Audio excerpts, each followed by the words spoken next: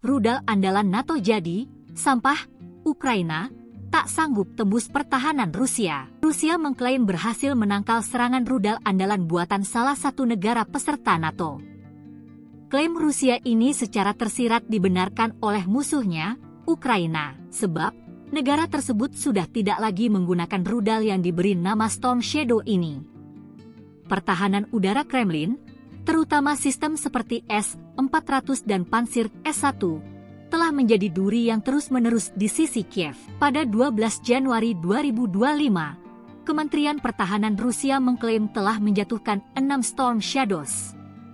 Sepanjang akhir 2024, sumber-sumber Rusia melaporkan mencegat rudal di Crimea, Kursk, dan di tempat lain.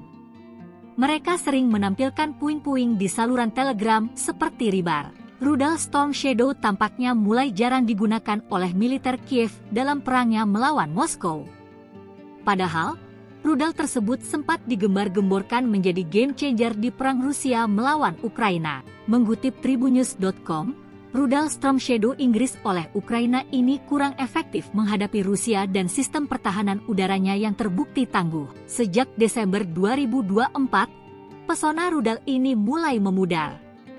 Inggris, yang telah memasok sebagian besar Storm Shadows Ukraina, dilaporkan menyediakan sekitar 100 hingga 200 unit sejak 2023. Sebuah pernyataan Kementerian Pertahanan Inggris dari Januari 2025, sementara samar-samar mengisyaratkan memprioritaskan aset yang ada untuk sekutu NATO. Ini menunjukkan kalau London kemungkinan ragu-ragu untuk menghabiskan cadangannya sendiri lebih lanjut demi Ukraina.